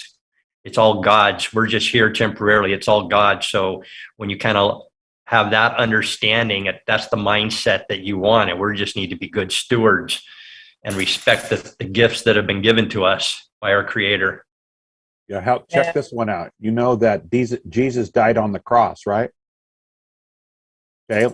So have you ever been in math and you've got integers, right? Negative and positive integers. 0 is the cross, right? And it goes up in positive numbers and the other way in negative numbers, right? Well, Jesus died on the cross right at the middle point, right at the 0 point, meaning he balanced the books. He balanced the ledger. The cross is a definition of explanation of the ledger of debits and credits. If you draw a line down the center of the page and a T across the top to make a cross, and you write at the top credits on one side, debits on the other, and you list them, isn't that a ledger? So Jesus dying on the cross is the 0 point. You owed nobody and nobody owed you. Isn't that the greatest number that there is? So you give it all back to the Treasury, give everything back to the Treasury, and you'll be provided for. That's how this is supposed to work. Once you know who you are and you get into equity. You've heard of people getting black cards, white cards, right? Prepaid credit cards at zero balance at the end of every day. The IRS handling all the paperwork. Wouldn't that be nice? You let us know when you get that now, James. DJ, if I do get that, I cannot let you know. You know what? But you could like tantalize us a little bit, kind of like, Yeah, the problem with this is we all have to sign a non-disclosure agreement when that happens. I totally get that. I totally get that. Now, I do know somebody tomorrow or a couple days from now has a meeting with the IRS. So we'll see how that meeting goes. And that is the interesting part of what was that? The interesting part of what we're studying is the private versus public. Private needs to stay private. And that's kind of goes against my natural always wanting to, full transparency, call things out as I see them. But there is this was set up this way. Private needs to stay private. And like James said, the people, when you get to the top, then they will have you sign an NDA because they can't have everybody doing this. They can't, it's not for everybody. It's only for those that have proven themselves. And so, it is what it is. That's the way it is. And private needs to stay private. We're all trying real hard to get there for sure. And I know a lot of people that have tried real hard and I don't know that they've gotten there. And I'm pretty sure some people have tried and gotten there, yet they weren't given the keys to the kingdom for one reason or another. In other words, for whatever reason, the system didn't think they were worthy. And if you study trust law, you will discover that they don't have to tell you. If you're a beneficiary, a trustee, or the grantor, you don't have to be told. This can all be done behind your back. So when you start looking into this, you'll see, oh, okay, I got to watch my P's and Q's and learn banking. When you start learning trust law and apply it to the banking world, you are learning what the elite know. There is no higher place up the ladder than what they know. There isn't another law jurisdiction that you can go to that's above equity. So once you're in equity and you're studying your UCC Article 9s, Article 5, letters of credit, and those type of things, you are becoming a banker, an international banker. And they don't probably use Federal Reserve notes. If you ask me, Federal Reserve notes are a crime. You're actually committing a crime by using those. You are damaging your neighbors, your brothers and sisters by using Federal Reserve notes. By going and getting lines of credit, you're damaging your neighbors. By winning lawsuits, you're damaging your neighbors. Why? It's because more debt is being put onto the market, which limits the value that the dollar can purchase. So the poor people get hit real hard by these things, this inflation and the dollar being manipulated. So once we get out of the system, we no longer use those lines of credit, the debit side, we're on the credit side, and we don't increase the national debt, we actually lower it. Lower it, yeah. Okay. Okay, so James, isn't it true that they're going to try to put us on a cashless system? It's already there. And what are we going to do then? You better start learning cryptocurrency. You better start. Don't get behind the eight ball, folks. It's going into the air jurisdiction with cryptocurrency, right? It started out with gold. How liquid was gold? Not very liquid. Then we went to paper receipts for that gold in the storehouse. And that was okay, but still not liquid and fast enough. What's the fastest currency we know? Electricity is the fastest current I know. So I think it's going to be the fastest liquid currency that there is going to be crypto. Why? Because you can make a transmission and pay somebody around the world at light speed. Can you do that today? Can you send $1 million to somebody? How long is that going to take? And if you owed somebody $1 million in Russia and you're going to pay them in gold, what are you going to hire an army to protect that gold to get paid to go over there? See how clunky and how that doesn't work? That system is way too old. So we're not going back to lawful money of gold and silver, folks. It's so ancient. You're going to move forward with this digital currency. And if you look in your bank accounts already, it's already digital. But then the government will know everything that we have and how They easy already know everything about you and everything you have. how easy it will be for them to take out of our account whatever they want to take. They already are doing it now, and they have to. How else would you fund government? But that is not fair Fair to who?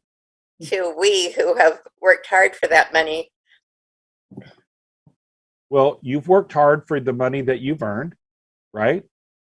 That we have as slaves. We've worked real hard for that, correct? That wasn't taken away from us. We got it, we earned it. However, when we get older in life, when we don't work anymore, and the inflation and the minimum wage has gone up, that our dollars that we earned 20 years ago won't buy diddly squat for today. That's the problem, Orlean. If it didn't have inflationary to it, right? If all the Americans did not use any debt, we wouldn't have any inflation and we wouldn't have a national deficit. It's our own fault for spending these debits, for getting it, rather than learning how to be in our rightful position. Well, I won't take blame for it, but I'll let you. Well, I think that this was the plan of the government all along, to enslave us, and that's how they're going to bring in their new world order and have us all enslaved. When you first start out, Orlean, yes. When you think first, yes, you will see that. Yep, it seems that way. But when you really start digging into it, you have to come up with the system to control the heathens of the planet. This is why it was all started. Remember, Cain killed Abel, right? So how do we solve that? So we came up with systems, the IRS, and the system that they created to stop after the Civil War. See, the Civil War was started over money. It wasn't started over slavery. It had nothing to do with slavery. But the whole point is that we're all slaves today. The Civil War did not free any slaves. It made everybody a slave. So to the slaves, they appeared to be free. It enslaved everybody after the Civil War, and everybody became an enemy of the state. Everybody. And then the worthy ones will work their way up and prove their worthiness, and they'll be allowed salvation. That's how that works. You had to come up with some form of system. The more I get into it, the more I learn about it. It's quite ingenious. It's really quite genius. But if you're on the short end of the stick and you don't know who you are, then no, it's not that great. Yeah. James, somebody's looking for your email address. I don't know if you want to put that in the chat for them or not. It's me. Okay, DJ. If people private message me, I'll private message them back. And then, Orlean, did you have another question? I just wanted, well, thank you both for all this amazing information. And I know there's still so much to learn. Oh, gosh. But I am just worried that our government is not something we can really trust. And I'm so worried that they're trying to stop any of us from really knowing who we really are and how we can really get out of their system. So I'm really interested to know of any successful stories of people who have finally achieved the status they want to achieve. Do you know of any? Orlean, so I've at this point, I'm happy with what I've achieved so far, and I'm still learning, and there's still so much more to learn. But what I would say is, anybody with kids, understand that yes, this is, you learn about correcting your status, learn what it means to be a U.S. citizen, all the basic stuff, and then realize you don't want to feed into that. You don't want to feed the beast. Why would you send your kids to the enemy to get them, indoctrinated in those, into the mindset that the enemy wants our kids to have? So it's all those little actions that we take every day. Everyone was excited about all the truckers going, and talking to James about it. And James was like, yeah, if people would just say no at home, we wouldn't need to have the truckers doing this. It's like, we need to, the actions that we take each day on an individual basis, our individual actions are what's going to make the difference. And I've often said it's less energy in fighting and trying to reform the system and getting out of the system. Stop putting into the system. So we need to put our energy in the most efficient way possible, getting our kids out of school, stop feeding into the current system. They have unlimited funds, and learn about your status. Keep reading, learn about correcting your status and practice it on an ongoing basis, and keep asking questions and learn more and more. So that's my little rant on that. You got anything to add, James? Yeah. If we don't learn who we are, they're going to, and we keep giving them the treasures to the kingdom. See, I just want the people to know this. Every time you go to a store and you buy something, you're contributing to the problem because you're not handling your affairs properly. How many of you can get your receipts from every store that you go to, and you save that receipt and you turn it into the IRS so you can remove that debt from the nation's books? How many people do that?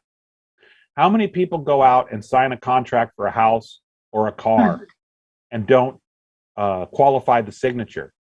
So all that credit gets taken and left out there, and someone comes along and scoops. Let's say you buy a house for $1 million, and you put down $500,000 down payment, and you don't qualify that signature. Well, they're going to scoop that thing up. Let's say I'm a national banker and I see it sitting there. I'm going to scoop it up. I'm going to put it into my bank, and I'm going to go hypothecation of debt.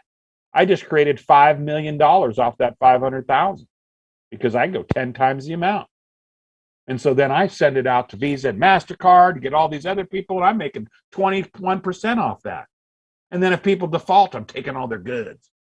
Okay, you see how the bankers are working? Because it's our own fault for not handling our affairs properly, by not doing our paperwork right.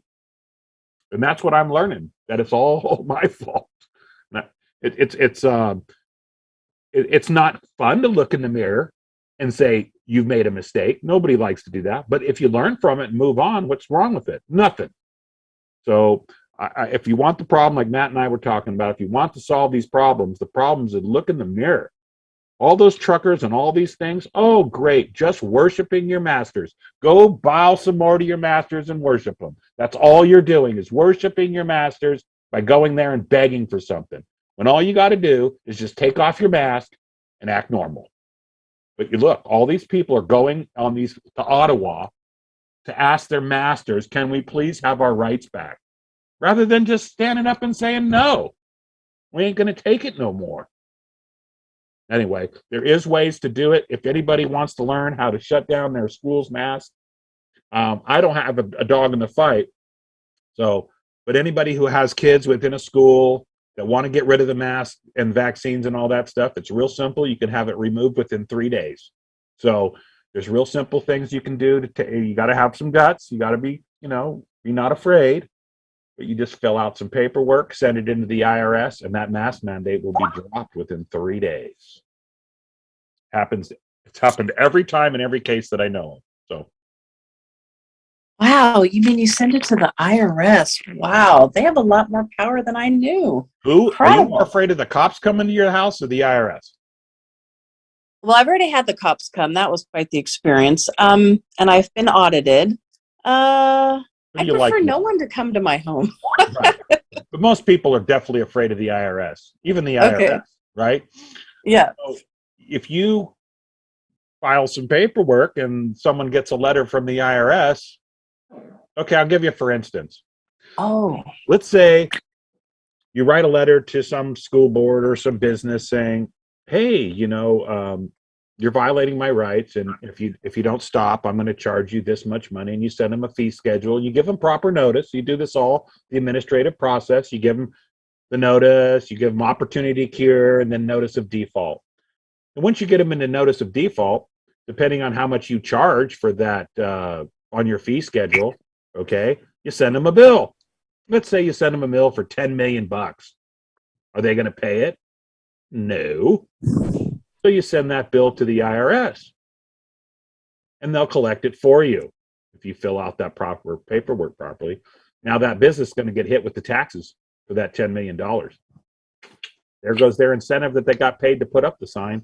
Now they're going to get an incentive to take it down because the IRS is going to be charging them for that.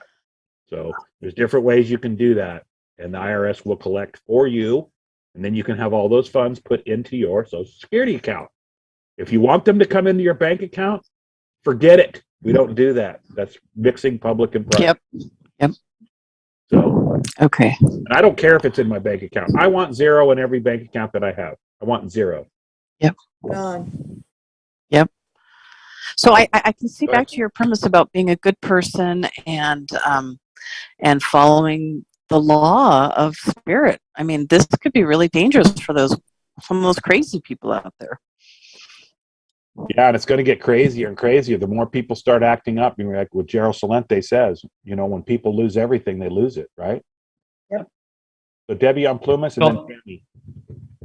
Well, that was interesting, James. There's a new group, Bonds for the Wind, and they are filing FOIAs in their counties, and they're going after their school boards. And You know where the word bond comes from? bondage. Yeah, but James? it comes from the word bound, which means to be silent. And by you being silent, you acquiesce. That's how that's how we become in bondage, is because we're silent. We don't use our mouths and we don't use our words. And so we have bound ourselves. Right. Well, it was very interesting. This mom researched it, went FOIA, got all their bonds. They didn't correct it. They went and placed a lien on their bond, and that bond company set those administrators straight, saying you're going to be responsible for your portion of the bond. So within days, all the mandates went away.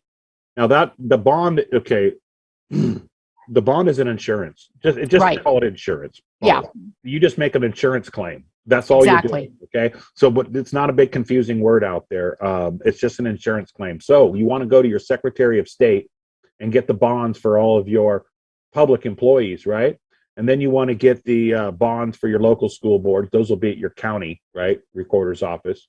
And what you want to do with those, you want to acknowledge and accept them.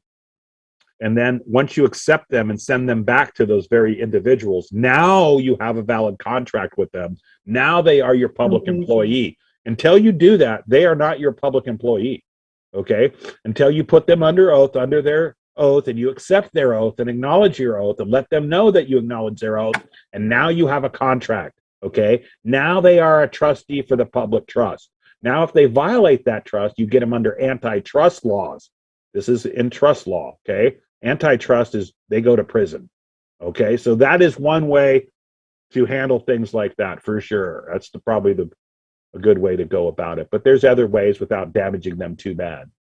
Right, because when you go the route I was referring to, it shuts off all their funding. And you could be killed. They would murder you. If you shut down a whole town and the police officer's not going to pay, nobody's getting paid in the whole county, none of the judges, none of the courts. I don't advocate that, but they will correct it really quick. But I also wanted to say in the chat at 516, thrift books, I went and researched Gilbert Law summaries. Thrift books looks like all of them, and they're very good prices if anybody wanted to research more. And what I'd really like to see is a library being built,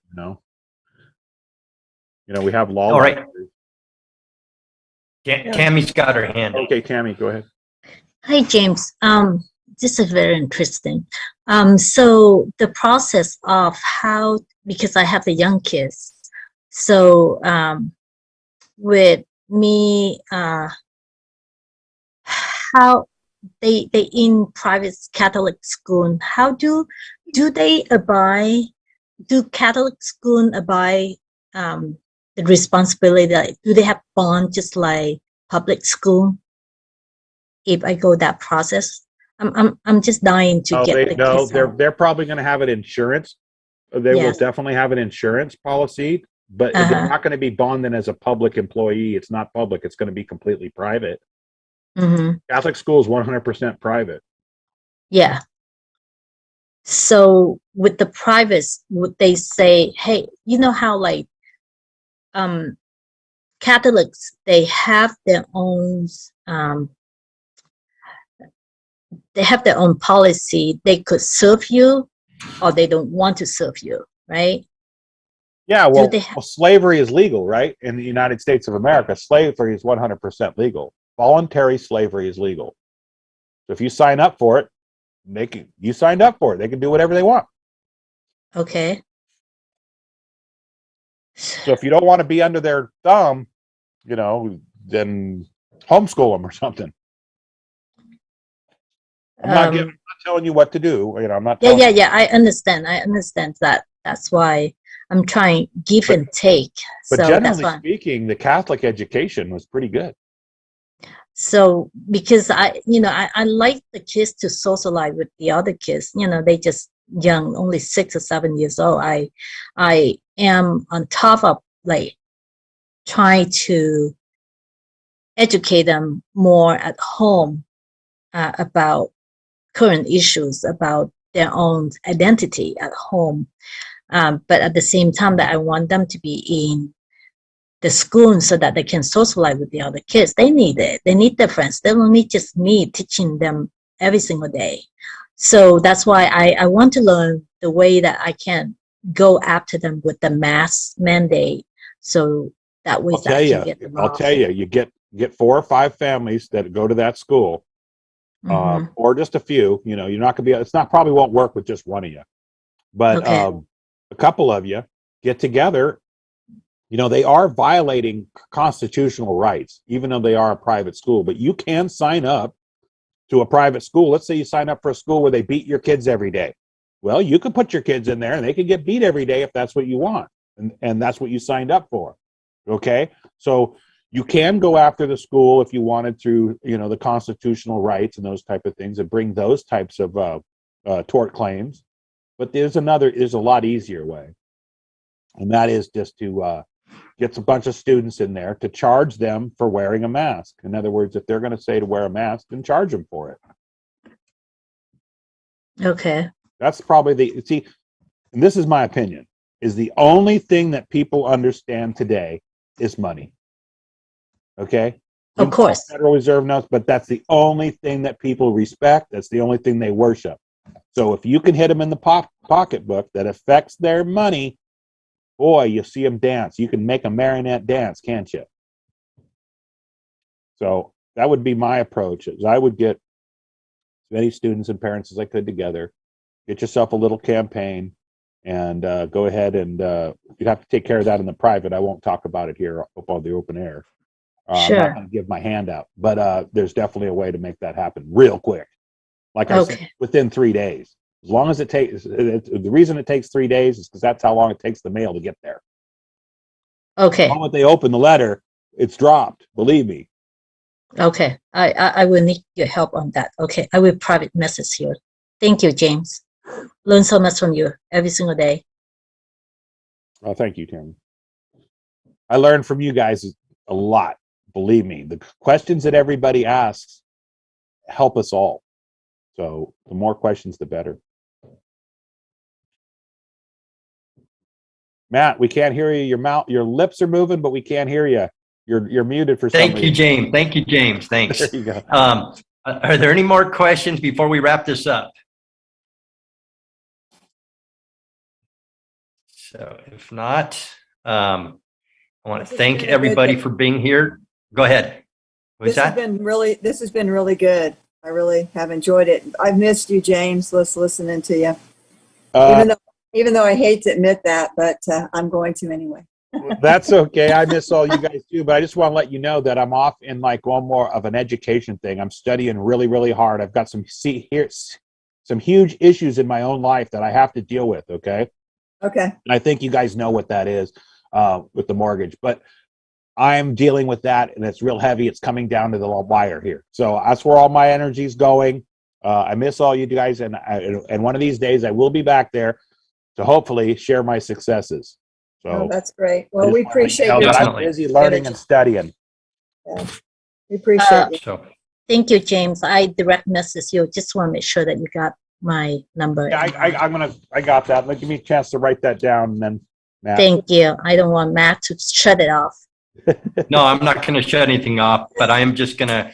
So thank everybody for being here. I appreciate it. Next week, join us. We've got White Dove Global, representative will be here, talk about what they've got, and that's getting these health groups around all over the country set up, and opportunities to be involved with that for anybody that's interested.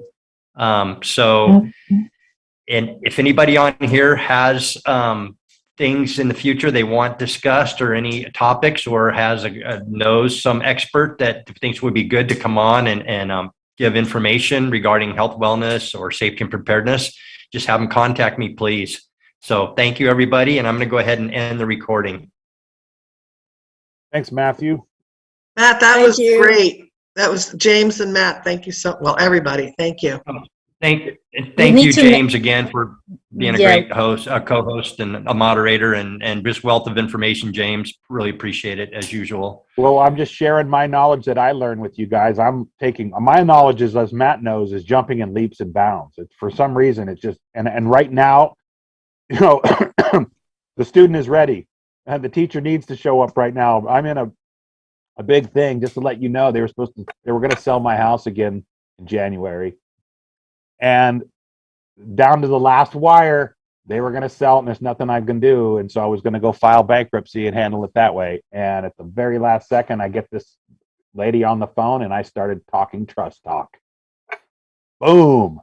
Guess what? I got another 90 days. So I'm still working at it, but the trust Great. talk was very effective. I just got to polish it up, and I'm real close, folks. I'm real close to, if you've ever gone backpacking and you got the heavy pack on, you're hiking for hours and hours, and you're like, and look at your map, and you're like, well, according to the topo, it should be right up around the corner of the campsite in the lake. Yeah. Well, you hike around that corner, and guess what? It's another Not hill. there. And you climb up that hill. Oh, it's got to be around the next corner. Nope, another hill. And then finally, you eventually get there. And that's kind of where I'm at right now. I'm climbing those steep hills.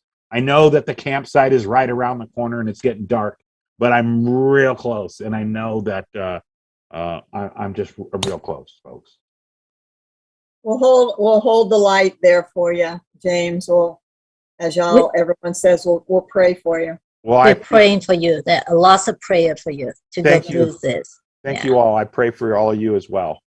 All of us sheep need to be, we are all sheep in the flock, right? So the thing is, we want you to success, so that ways that you can teach us what go on and where you got problem with, and where we should be detour or go around it. You know what I mean? So that ways that we can learn from you too. You want everyone to success.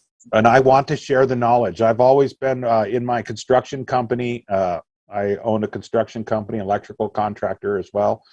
And I had guys that would work for me, and I would teach them everything that I knew. And a lot of guys would say, why are you teaching them? They're just going to take that and start their own business. And then I go, great, good, awesome. And people, I was just like, ridiculed for doing that by other contractors of my, in my peers, because they're like, they're going to take over. And I was always free to give the advice. And then a few of the guys just quit working for me when I had to lay them off in 2008. And they went out and took their test and passed with flying colors the first time. We've never even taken any classes, just by learning and listening and from all of my BS that I just share while I'm on the job site. So. No, you have to commend yourself, my dear.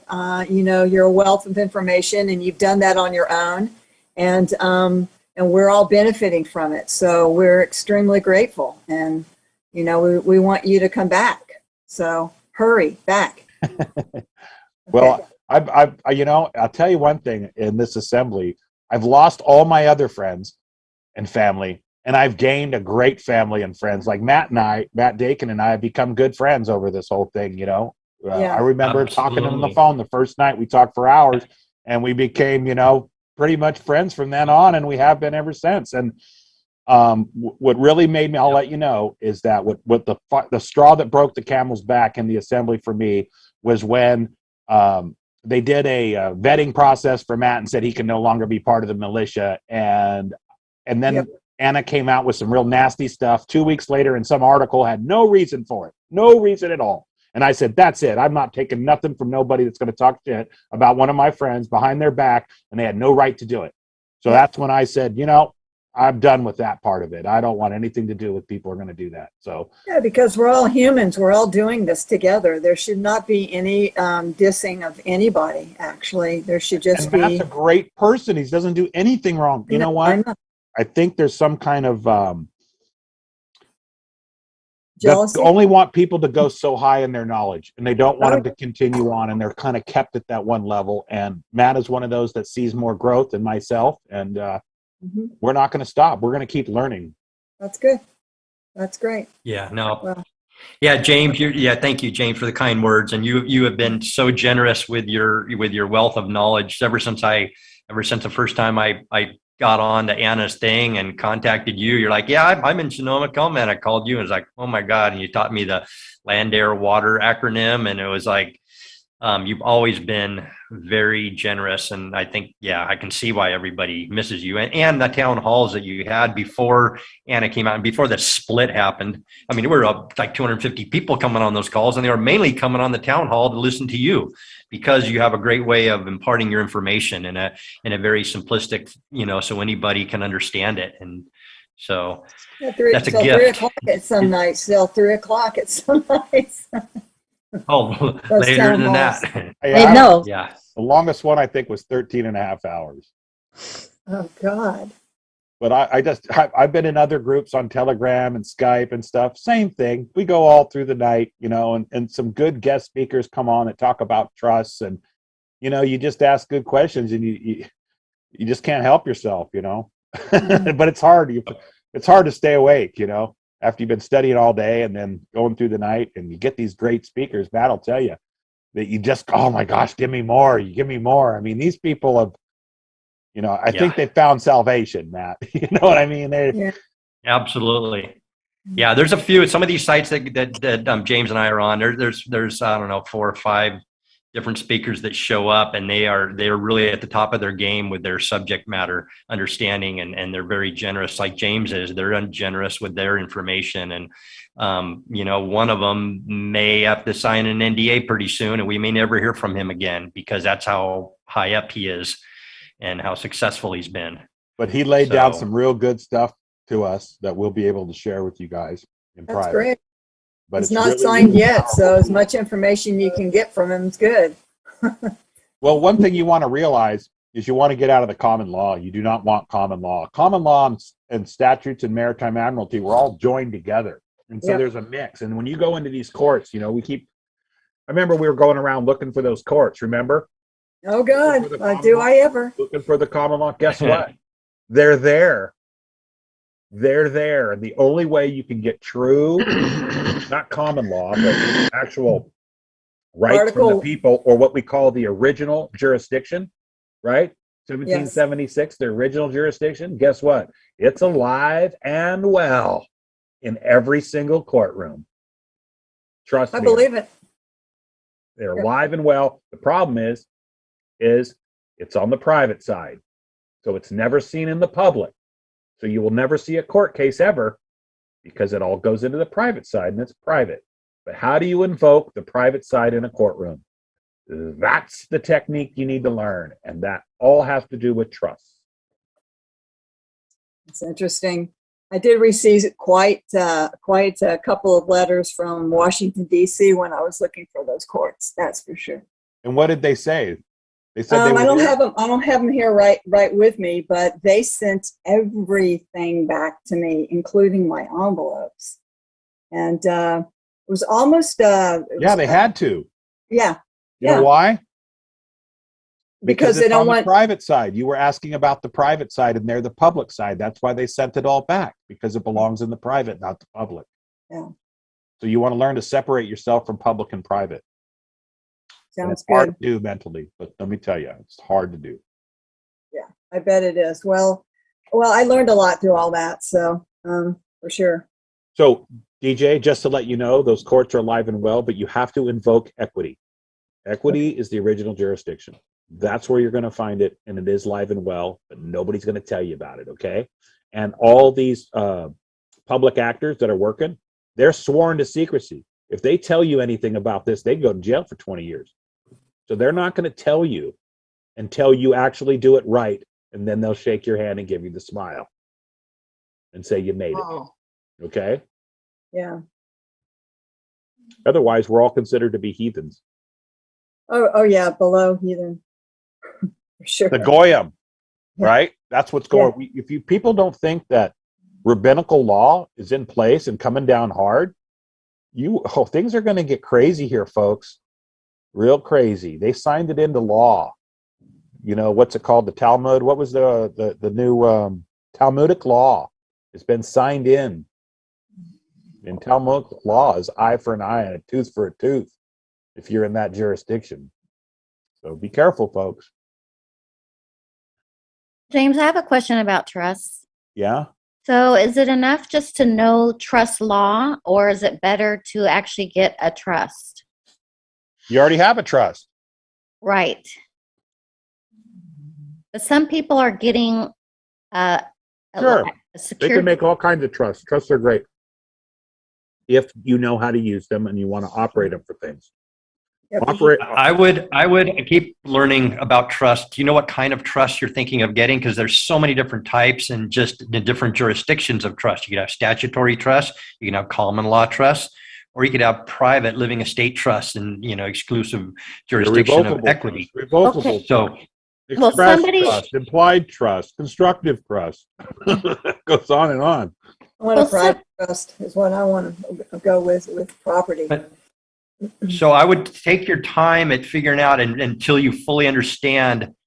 And I'm speaking from experience because I paid to have an irrevocable common law trust done. I paid a lot of money, and I don't know that I want it. The more I study, the more I learn. I'm not sure that I want it. And like James said, there is a trust there already well, that's for us. why I'm sorry. And the other thing is, I started doing this private living estate trust, which is what I will probably continue with, but I just didn't have enough information when I started putting it together. But I'm getting more and more of the puzzle pieces together. I think that is, ultimately you want to, where you want to be is in the private. And so to me, if you're going to do a trust besides the one that's already there, you want to have a trust to put other stuff in your house or vehicle or whatever, then I would recommend a private living estate trust only after you really, but take your time and really study and learn it. And, just don't be in a hurry, because what happens is people get in a hurry and they do something, and then a year later they want to undo it, and you spend all this money and time. So just take your time and figure it out. Well, that's why I slowed down, because someone had recommended doing the trust that's on that website, and they call it a secured party creditor. But that's just, I think, the name they wrap around it. But you become the trustee. And that was real confusing to me, because if you listen to Chris Hauser, he says you don't want to be the trustee. No, you want to be the benefactor. Then you want to have beneficiaries, and under the beneficiary, then you want the trustees. So like what? So I'm sorry for interrupting. Depending on the situation, different. It can be beneficial to be the beneficiary. It can be beneficial to be the trustee. In the irrevocable common law trust, it was going to be set up to where I was the trustee.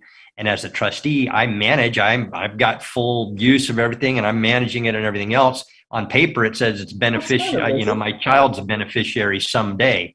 But in the meantime, I'm able to do tax credits and all kinds, and I'm working within the system. I'm working within the statutory system with this common law irrevocable trust. And so it's a way to kind of manipulate the system that's there. So there's a lot of different ways to do it. So I would be careful about always, generally, you want to be a beneficiary, but not always, depending on what you're doing, depending on what you're setting up. So you just have to really study and understand what you're doing and why you're doing it. Well, the word trustee, you can just replace with banker. Yeah. You're a banker. When you're a trustee, you're a banker. So you really want to know banking law so you don't get people into trouble and lose assets. The trustee is supposed to manage the trust and make profit for the trust. That's his number one job. Protect the trust, make profit for the beneficiaries. That's it. Okay, so I guess what Chris Hauser was talking about was he says you don't want to become the trustee of your Social Security trust, which I guess that would be different if you were to do a separate trust that like what you were just talking about, where you put your house in and all that kind of stuff, that would be a different. So that's where I was getting confused, because somebody Correct. suggested to do this secured party creditor trust. But then when I looked at it, I looked at how they did I looked at the actual trust, and it says I'm the trustee. And then Chris Hauser says, well, you don't want to be the trustee. You want to always be the beneficiary. Well, and you can't be the trust. He says you can't be the trustee and the beneficiary at the same time. That's not true. That didn't make any sense. You can be a grantor. I mean, there's so many ways to look at it. It's not cut and dry. There is no one thing. So you can't look at it that way, right? Well, that's why I stopped, because it got confusing. It's very confusing. So keep studying. Keep studying. Very, very confusing. But Yeah, why? it's very think about this. If you already have a trust, why don't you put everything into the trust? Why don't you put your house, your car, and everything into the treasury? Give it all to the treasury.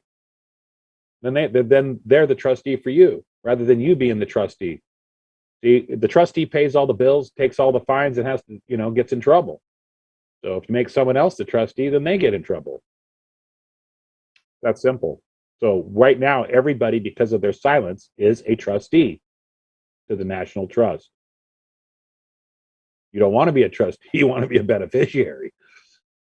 You got to reverse the roles, and that's why it requires studying to know who you are and understand trust law. And When you go to this whole thing starting out, nobody ever talked about trust and told me, hey, go to trust. Trust is where it's at. Trust is where equity is. Nobody says that. Just like everybody says, go to the South Pole, go to the South Pole. Guess what? I'm going to the North Pole. I think there's more going on up there than the other way, because they don't talk about it. So they're not talking about equity, so that's probably where you want to be. Just my thinking. It's always opposite world. Matt? Oh, I don't have it. That's good. This has all been very good information. So I hopefully you answered a lot of people's questions, James, and cleared some things up. I think I'm gonna get off now. It's just about 6 o'clock. I'm gonna roll. So thanks everybody, and hope to see everybody next week. Thanks again. Thank you. Thank you all. Matt and James, you're the best. So are you guys. Thank you, Crystal. You are. You're out of all the assembly, you guys are doing the best job. Thanks, Crystal, but don't get that out. Thanks, Crystal. Yeah. We're all just doing our part. We're all doing our part, and we're all helping each other. And that's what's, gonna propel us forward the best, fastest, and nothing better than helping each other out, and being in this journey with others like-minded people. So thanks y'all for being here. Thanks, Matt. I was going to say, when we first start out, we're pawns on the chessboard, right? We're pawns. We want to work our way up to the king, right? And the queen. So when you first start out, you're down there as a pawn. You got to study to work your way up to the king. And so that's how I look out on that chessboard. Checkers is two-sided. Democrat, Republican, fighting. Chess is several moving pieces, right? It's not just one or the other.